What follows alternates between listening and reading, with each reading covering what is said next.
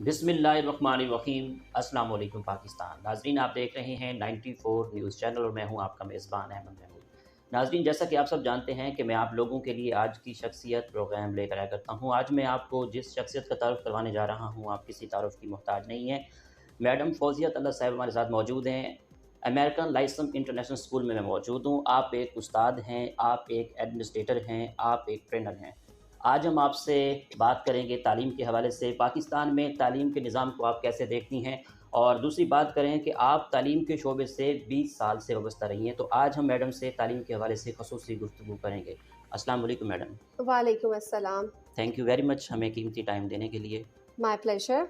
Madam, अगर हम तालीम के हवाले से बात करें तो दुनिया के अंदर जितने लोगों ने कामयाबी हासिल की है, तालीम की ही वजह से की है। तो बेशक। मैं ये जानना चाहूँगा कि आपने अपनी इब्तदाई तालीम कहाँ से हासिल की? आपका तालीमी सफ़र कैसे रहा? बेसिकली अपनी तालीम मैंने लाहौर में हासिल की और इब्तदाई तालीम भी वहीं से, स्कूलिंग भी वहीं से है। कॉलेज में मैंने अपनी ग्रेजुएशन की गवर्नमेंट कॉलेज समनाबाद से। उसके बाद मेरी जो एजुकेशनल डिग्री थी वो मैंने की educational leadership and management from university of education Lahore से, टाउनशिप कैंपस से किया। उसके अलावा मेरी सर्टिफ़िकेशन जो है वो मैं आईबी सर्टिफाइड प्रैक्टिशनर हूँ। आईबी की सर्टिफ़िकेशन भी की हुई है और पिछले तकरीबन 20 से 21 साल से मेरा तालीम से वास्ता है।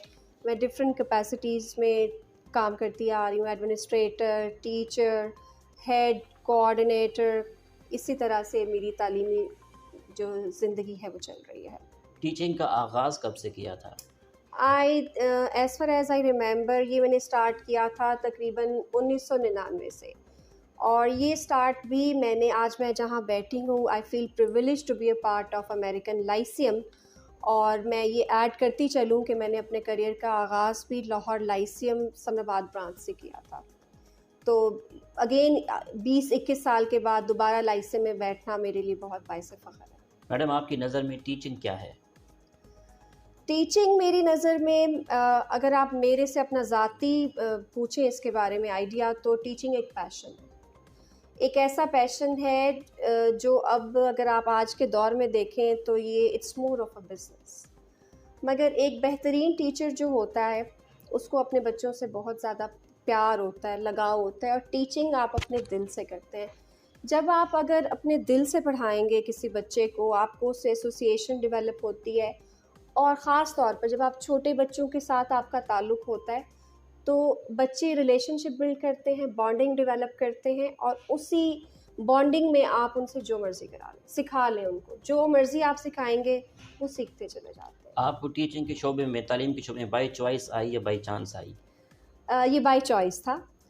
मुझे बहुत शौक़ था। जब मैं अपना मैट्रिक कर रही थी तो तब से ही मुझे टीचर बनने का बहुत शौक़ था और मैं आइडियलाइज़ किया करती थी अपनी इस लाइफ को कि मैं ज़िंदगी में कभी टीचर बनूँगी। बहुत मुझे अच्छी लगती थी कि मैंने बस टीचर ही बनना है।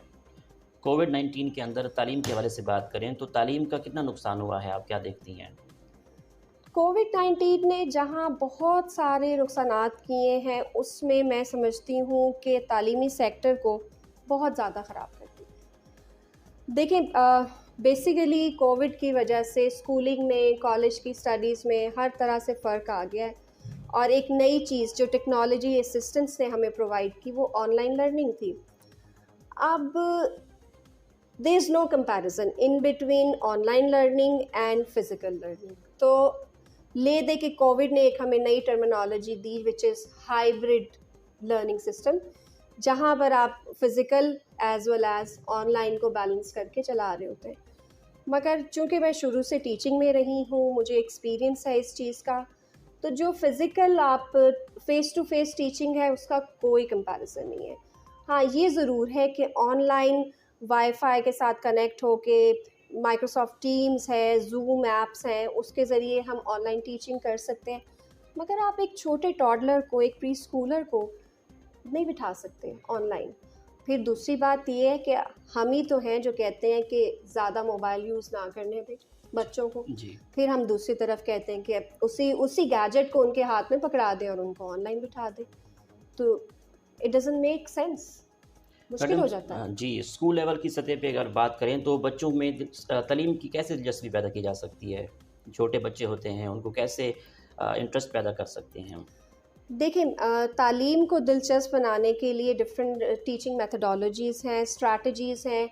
आप अपनी मेथडोलॉजी को फ़न लविंग बना दें, इंटरैक्टिव बनाइए, उसमें एक्टिविटी बेस्ड लर्निंग कराइए, तो बच्चे खुद ब खुद दिलचस्पी लेते हैं। मोर ओवर, सबसे इम्पॉर्टेंट रोल टीचिंग को इंटरेस्टेड बनाने में टीचर का होता है। अगर टीचर का अपना इंटरेस्ट नहीं है, वो हाफ हार्टेडली सिर्फ काम करने के लिए काम कर रही है, तो शायद वो उस पेस से उस तरह से डिलीवर नहीं कर सकेगी। एज आई सेड अर्लियर कि teaching in itself is a passion. तो जो पैशनेट टीचर्स होती हैं, they do create a difference. और वो सिर्फ तालीम नहीं, साथ साथ वैल्यू एजुकेशन, तरबियत भी कर रही होती हैं। क्योंकि हम अगर अपनी जूनियर क्लासेस में देखें तो हम उनको एक्सरसाइजेज ऑफ प्रैक्टिकल लाइफ भी सिखा रहे होते हैं। बहुत सारे बच्चे ऐसे होते हैं जब हमारे पास आते हैं, उनको खाना खाना नहीं आता, उनको टेबल मैनर्स सिखाए जाते हैं। फिर उसके अलावा उनको उनकी शूज़ की नॉट्स बांधनी नहीं आती, वो सिखाई जाती हैं। तो इस तरह से बहुत सारी चीज़ें हैं जो स्कूल अपार्ट फ्रॉम एजुकेशन दे रहा होता है। अगर आपके स्कूल के हवाले से बात करें तो आपके स्कूल में बच्चों को किस तरह टीचिंग कराई जाती है? डिटेल से गाइड कीजिएगा। जी प्लीज़। अमेरिकन लाइसेम की जब हम बात करते हैं तो ये एक इंटरनेशनल चेन है। बाकायदा इनके करिकुलम डॉक्यूमेंट्स बने हुए हैं जिसमें हर एस्पेक्ट को इन लोगों ने कवर किया हुआ है। 7 लर्निंग एरियाज़ हैं हमारे, जैसे first is CLL, communication language and literacy, जिसको हम किसी ज़माने में इंग्लिश कहते थे। उसके बाद सेकंड हमारा आता है problem solving, reasoning and numeracy, जिसको हम मैथ्स कहते थे। मैथ्स में भी हम लर्निंग सेंटर्स बनाते हैं जहाँ पे एक्सरसाइजेज ऑफ प्रैक्टिकल लाइफ होती हैं। For example, let me explain in detail कि जब हम मैथ्स कॉर्नर बनाते हैं तो हम शॉपिंग फेस्टिविया सॉर्ट ऑफ एक्टिविटीज़ कराते हैं, जिसमें बच्चों को एक दुकान बनाई जाती है और वहाँ पे वो परचेज़र बन के आते हैं। मतलब एक्सरसाइज ऑफ एक प्रैक्टिकल लाइफ आ गई उनकी, जहाँ पे अगर उन्हें कहीं शॉपिंग पे जाना है तो वो उस चीज़ को भी एक्सपीरियंस कर लें। फिर आ जाती है हमारे पास PE है, फिज़िकल एजुकेशन है, म्यूज़िक एंड मूवमेंट है, फिर वैल्यू एजुकेशन है, KUW है which is knowledge and understanding of the world. तो मतलब डिफरेंट थीमेटिक लर्निंग हमारी एम्बेडेड की जाती है क्लासरूम्स में। ठीक। मैडम, कोविड-19 में आपके स्कूल में जो स्टाफ है, बच्चों को ऑनलाइन तालीम दी है, किस तरह दी है, ये बताइएगा? जी बिल्कुल, हम लोगों ने ऑनलाइन अपनी सर्विसेज जारी रखी हैं। सम वे और द अदर हाइब्रिड सिस्टम ही चलता रहा है, कभी फ़िज़िकल क्लासेस और कभी ऑनलाइन क्लासेस। तो ऑनलाइन क्लासेस में हमने अपनी ज़ूम ऐप को यूज़ किया। ज़ूम के थ्रू देखें, प्रॉब्लम ये थी कि कोविड भी नया था और ऑनलाइन टीचिंग के लिए टीचर्स भी नए थे। Teachers through out the world उनका ये एक्सपोजर नहीं था। फिज़िकल लर्निंग और ऑनलाइन लर्निंग दोनों बहुत डिफरेंट चीज़ थी, तो उनके लिए भी नया था। But they have tried their level best to facilitate the students. हमने उसमें भी इंटरैक्टिव सेशन रखने की कोशिश की है। मतलब पूरी उसमें टीम एक बना के क्लासरूम का क्लस्टर लेके 1 बाय 1 इंटरैक्टिव सेशन रखते रहे। सिर्फ ये नहीं कि टीचर ही बोलती रहे और स्टूडेंट बेचारा खामोश रहे, ऐसा नहीं था। ठीक। मैडम, आपने अब तक कहाँ-कहाँ एडमिनिस्ट्रेटर की जॉब कर चुकी हैं? जी, एडमिनिस्ट्रेशन में मैंने जब स्टार्ट लिया तो टीचिंग से लिया था। टीचिंग के तकरीबन 1 से 1.5 साल के बाद ही मुझे लाहौर लाइसेम में एज़ कोऑर्डिनेटर प्रमोट कर दिया गया था। कोऑर्डिनेटर की प्रमोशन के बाद मैं लाइसेम में ही ब्रांच हेड बनी और उसके बाद बीकन हाउस में मैंने सर्व किया एज़ रीजनल कोऑर्डिनेटर। तो वहाँ पर भी मेरी पूरी टीम थी, बाकायदा सेंट्रल रीजन को मैं हेड कर रही थी वहाँ पे। उसके बाद मैंने ब्रॉडवे में अपनी प्री स्कूल को हेड किया। उसके बाद ब्राइट बिगिनिंग स्कूल का प्रोजेक्ट था जिसमें मैं प्रिंसिपल रही। फिर हमारे पास बहावलपुर में लीडर्स कॉलेज है, गर्ल्स कैंपस, वहाँ पे मैंने इस प्रोजेक्ट को हेड किया। And now these days I am heading American international school. Madam, administrator की जॉब करना कितना मुश्किल है, ख़ास तौर पे अगर आपकी बात करें तो? एडमिनिस्ट्रेशन की जॉब बहुत मुश्किल होती है। अच्छा। देखिए, लोगों को लग रहा होता है कि हाँ भाई एक एडमिनिस्ट्रेटर है, वो बैठा हुआ है ऑफिस में मज़े से AC लगा के बैठा हुआ है। मगर ये एडमिनिस्ट्रेटर ही जानता है कि उस पर क्या गुजर रही होती, कितना कितना स्ट्रेस का लेवल होता है, कितना प्रेशर है। पेरेंट्स को जवाबदेह है, ओनर्स को जवाबदेह है, बच्चों के प्रॉब्लम्स हैं, टीचर के प्रॉब्लम्स हैं। तो एडमिनिस्ट्रेशन इतनी आसान नहीं होती, it's not a piece of cake. At times आप घर जाकर भी रेस्ट नहीं कर रहे होते, आप अपने डिफरेंट काम कर रहे होते हैं। और सबसे बड़ी बात जो एडमिनिस्ट्रेशन में होती है वो आपको फोरबेरेंस और पेशेंस चाहिए होता है। पेशेंस बहुत इम्पॉर्टेंट है। पाकिस्तान के निज़ाम तालीम को आप कैसे देखती हैं? पाकिस्तान में निज़ाम तालीम जो है ना,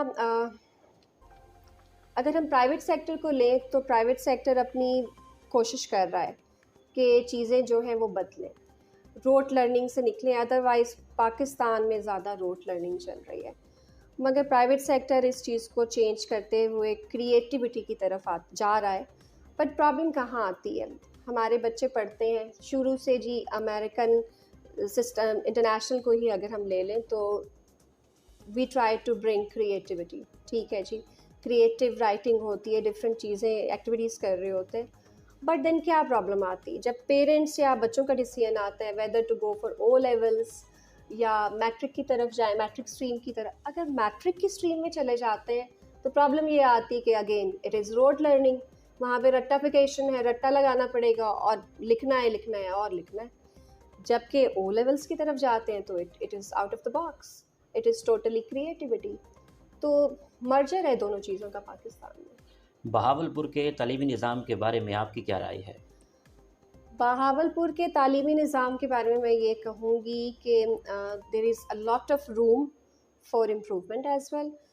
मगर यहाँ की मार्केट बहुत पोटेंशियल है, तालीम के लिहाज से बहुत ज़्यादा पोटेंशियल है। यहाँ पे लोग अपने बच्चों को पढ़ाना चाहते हैं और अच्छी तालीम देना चाहते हैं, मगर अभी उस तरीके से ये शायद डिलीवर नहीं कर पा रहा बहावलपुर। मगर अब देखें कि इंटरनेशनल ब्रांड्स जैसे हमारी अमेरिकन इंटरनेशनल लाइसिम है तो ये भी आ गया है। हम पूरी कोशिश कर रहे हैं कि हम उस गैप को ब्रिज अप कर सकें। अगर आपकी मैं प्राइवेट लाइफ को डिस्कस करूं तो आपकी शादी कब हुई? मेरी शादी हुई थी जी 2001 में। लव मैरिज हुई या अरेंज मैरिज? आप इसको ऐसे कह लीजिए कि it was love that was arranged. Love come arrange marriage थी, हम दोनों कोलीग्स थे। ठीक। जी। अच्छा मैडम, आपको ट्रैवल करना कितना पसंद है? मैं एडवेंचरस ज़रूर हूँ, बट लॉन्ग ट्रैवल करना मुझे इतना ज़्यादा पसंद नहीं है। मगर चूँकि मेरे हस्बैंड जो हैं वो भी बहुत एडवेंचरस हैं, तो हम जब इकट्ठे जाते हैं तो हमें दूरी का एहसास नहीं होता, हमारा सफ़र आराम से गुजर जाता है। पाकिस्तान के कौन कौन से शहर आपको अच्छे लगते हैं? पाकिस्तान में सबसे अच्छा शहर लाहौर है, मेरा शहर लाहौर।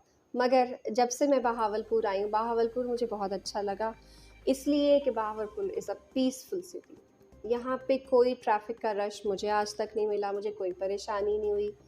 और यहाँ के महल बहुत अच्छे लगते हैं मुझे। और खैर मुझे बहावलपुर ओवरऑल बहुत अच्छा लगता है। लाहौर हिस्ट्रिकल सिटी है, तो लाहौर की कोई ख़ास बात जो आप हमारे बहावलपुर के लोगों को शेयर करना चाहें तो? लाहौर में हिस्ट्री तो बहुत ज़्यादा है, हिस्ट्री तो बहावलपुर भी बहुत इनरिच्ड हिस्ट्री है इनकी। लाहौर में बहुत सारी जो है ना, जिसे पंजाबी टिपिकल कहते हैं कि बहुत सारे खाने वहाँ के मशहूर हैं। कुछ चीज़ें यहाँ पर मैं क्रेव करती हूँ जो बहावलपुर में नहीं मिलती हैं। अच्छा। तो वो अब यहाँ की ख़ास बात, यहाँ का स्पेशल जो फ्लेवर्ड दूध सोडा है वो मुझे बहुत पसंद है। बहावलपुर में मिलता है, वो लाहौर में नहीं है। मगर लाहौर में कुछ ब्रांड्स ऐसी हैं जो अभी यहाँ पे नहीं आई, तो वो कभी कभी मुझे होता है कि आई मिस मोर ऑफन, उस फूड की क्रेविंग होती है मुझे। आपको अदब से किस हद तक लगाव है? अदब से मुझे इस हद तक काफ़ी ज़्यादा लगाव है, और बट अभी ज़िंदगी जो है ना मटेरियलिस्टिक ज़्यादा होगी। मैंने थ्रू आउट लिटरेचर पढ़ा, इंग्लिश लिटरेचर पढ़ा, एफए में भी, बीए में भी। देयर वाज अ टाइम कि मुझे वर्ड्सवर्थ की पोइट्री बहुत पसंद थी। और इफ़ आई रिकॉल तो मुझे याद है कि मेरा इंग्लिश लिटरेचर की जो क्लास होती थी, वो अगर टीचर हमारी 2 घंटे भी पढ़ाती थी तो 2 घंटे कहाँ गुजरते थे मुझे पता ही नहीं चलता था। बट इन केस अगर वहाँ वही क्लास हिस्ट्री की हो जाती थी तो मैं कहती थी उफ क्या हो गया, बस ख़त्म हो जाए। सो लिटरेचर से काफ़ी इंटरेस्ट रहा हमेशा आपके से। फेवरेट राइटर कौन हैं? फेवरेट राइटर में आप अगर पोइट की बात करते हैं तो पोइट में तो मुझे वर्ड्सवर्थ पसंद था। बर्ट्रैंड रसल अच्छा राइटर है। बर्ट्रैंड रसल को काफ़ी पढ़ा है। कॉन्क्वेस्ट ऑफ हैप्पीनेस हमने अपने कोर्स में पढ़ा। लिखता मुश्किल है मगर बहुत अच्छा और लगता है पढ़ने में। आपकी आइडियल पर्सनैलिटी कौन है? आइडियल पर्सनैलिटी की अगर बात करें तो आजकल तो करिज्मेटिक और सबसे अच्छी पर्सनैलिटी मुझे इमरान खान की लगती कोई है। ख़ास बात इमरान खान की?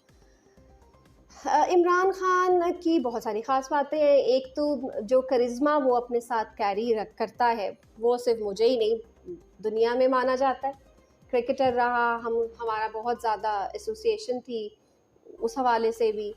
मगर पाकिस्तान को फोर फ्रंट पे आके जिस तरह से इमरान खान लीड कर रहा है, आज तक किसी लीडर ने नहीं किया।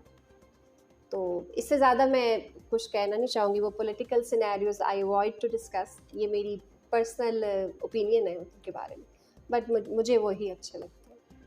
अच्छा मैडम, रीडिंग पढ़ने के लिए कितना ज़रूरी है? टीचर्स के लिए, स्टूडेंट्स के लिए रीडिंग कितना इम्पोर्टेंट है?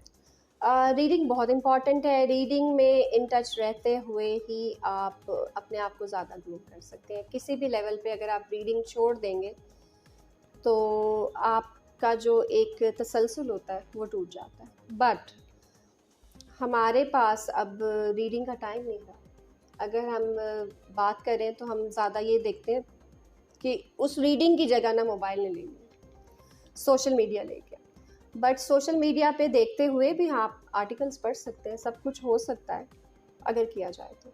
एक स्टूडेंट को अखबार पढ़ना कितना ज़रूरी है? हम जब छोटे थे तो हमारे अम्मी अब्बू अखबार ही पढ़ाया करते थे हमें रीडिंग डेवलप करने के लिए। अखबार के आर्टिकल्स होते थे, उसमें वोकैबुलरी होती थी, रोज़ हम कोई नई चीज़ सीखते थे। हमारे ज़माने में तो रीडर्स डाइजेस्ट होता था जिसमें वर्ड ऑफ द वीक आता था, जो हम नया वर्ड सीखा करते थे, उसके मीनिंग, उसके सेंटेंसेस बनाने। मगर अब तो अखबार ही कम आता है। अब अखबार की ज़रूरत ही नहीं रही। इलेक्ट्रॉनिक अब अखबार आप पढ़ लें, ऑनलाइन देख लें। ख़बरों के लिए बहुत सारी ख़बरें आप सोशल मीडिया, फेसबुक पे देख रहे होते हैं। तो वो ट्रेंड्स ज़िंदगी बदलती जा रही है। मैडम, आप एडमिनिस्ट्रेटर हैं, तो आप स्टूडेंट्स को क्या राय देंगी जो सीएसपी ऑफिसर बनना चाहते हैं, पीसीएस करना चाहते हैं, उनके लिए क्या आपका मैसेज है? उनके लिए सबसे ज़्यादा ये होता है कि उन्होंने अपने आईक्यू लेवल और ईक्यू, इमोशनल बीइंग को कंट्रोल करना होता है। देखिए प्रेशर होता है उसमें बहुत ज़्यादा। उसमें क्वेश्चंस जो आते हैं वो इंटेलिजेंस पे बेस्ड होते हैं, एज वेल एज आपने उस वक्त आपने अपने इमोशनल बीइंग को कंट्रोल करना होता है। थोड़े से टाइम में आपने बहुत सारी चीज़ों को आंसर करना, तो उसमें एक बैलेंस डेवलप करके काम करना होता है। आपकी नज़र में कामयाबी क्या है? कामयाबी, आप कामयाब हो जाते हैं अगर आप अपनी हर बात में एक तसलसल रखते हैं। कामयाबी के लिए इतना आसान नहीं है, you have to take the steps. कामयाबी मैं कहूँगी कि एक सीढ़ी है जिस पे आपको स्टेप बाय स्टेप जाना है।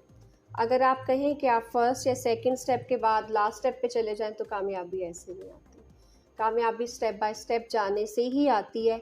मैंने अपनी ज़िंदगी में जो सोचा था कि मैं एक टीचर बनूंगी, मेरा ताल्लुक़ एजुकेशन में होगा, तो मैंने तो step by step he progress की है अल्हम्दुलिल्लाह, by the grace of Allah.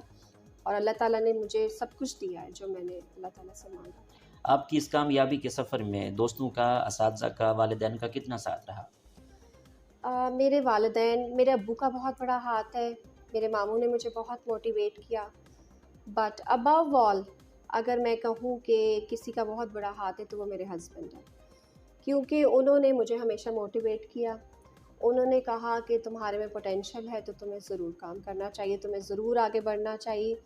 Whenever I needed him, he was there for my help. He is my biggest support, he is my biggest strength. मुझ में जो कॉन्फिडेंस है, जिस तरीके से मैं फिरती रही, सारे काम करती रही, अगर वो उस तरह से सपोर्ट ना करते तो शायद मैं ना कर पाती। मैडम, आखिर में सुनने वालों को, देखने वालों को और जो लाइफ में आगे बढ़ना चाहते हैं, मोटिवेशन के हवाले से मैसेज आप क्या देंगी? मैं सबको यही कहना चाहूँगी कि देखें, अपनी ज़िंदगी का ना एक गोल सेट कर लें। गोल सेट कर लें और आहिस्ता आहिस्ता स्ट्रगल करना शुरू कर दें। अल्लाह ताला राहें उस वक्त खोलता है जब आपकी नीयत साफ होती है।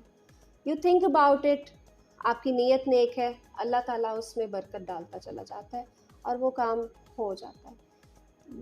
देयर इज़ नो एंडिंग, कि कोई ऐसी चीज़ नहीं है जो आप नहीं कर सकते, गॉड फॉरबिड।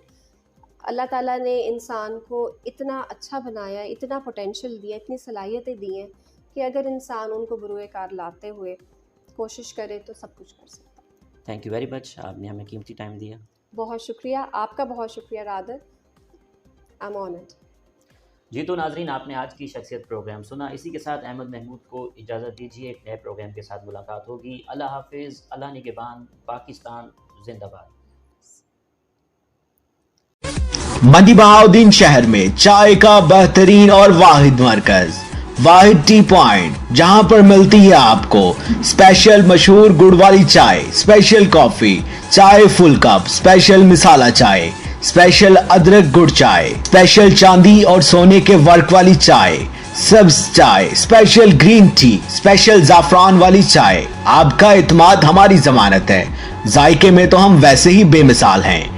वाहिद टी पॉइंट, पंजाब सेंटर, मंडी बहाउद्दीन। साफ सुथरा माहौल, ट्रेंड अमला, VIP बर्तन, जहां पर आपको चाय पेश की जाती है ऐसे जैसे कि आप बहुत ही VIP शख्सियत हैं। वाहिद टी पॉइंट, VIP लोगों की सस्ती जगह, पंजाब सेंटर, मंडी बहाउद्दीन। प्रोप्राइटर अब्दुल वाहिद, 0341 762 9328। मोहम्मद आबिद, 0334 491 1288। वाहिद टी पॉइंट, पंजाब सेंटर, मंडी बहाउद्दीन। क्या आप अपने घर की खूबसूरती के लिए एक अच्छे पेंट की तलाश में हैं? तो आइए और हमारा साथ बन जाइए। हम घरों को सजाते हैं रंगों से और साथ निभाते हैं जिंदगी भर का। सुपर लैक पेंट्स, रंगों के शेड्स की वसीतर रेंज के साथ हमारे रंग खूबसूरती और मयार में सबसे आगे। एक बार लगे तो सालों तक चले। ब्रिटिश स्टैंडर्ड के ऐन मुताबिक इंडस्ट्रियल पेंट में सबसे मशहूर नाम सुपर लैक पेंट्स, इसीलिए तो हम कहते हैं रंगों का बादशाह। बिलाल पेंट हाउस, नस्ट total pump, Phalia road, Mandi Bahauddin. 0546 500 851।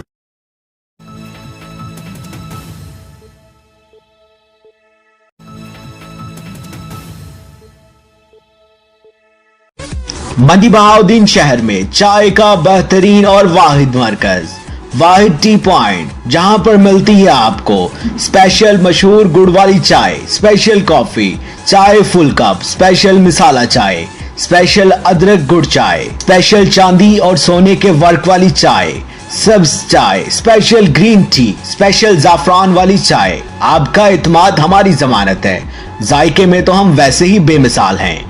वाहिद टी पॉइंट, पंजाब सेंटर, मंडी बहाउद्दीन। साफ सुथरा माहौल, ट्रेंड अमला, VIP बर्तन, जहां पर आपको चाय पेश की जाती है ऐसे जैसे कि आप बहुत ही VIP शख्सियत हैं।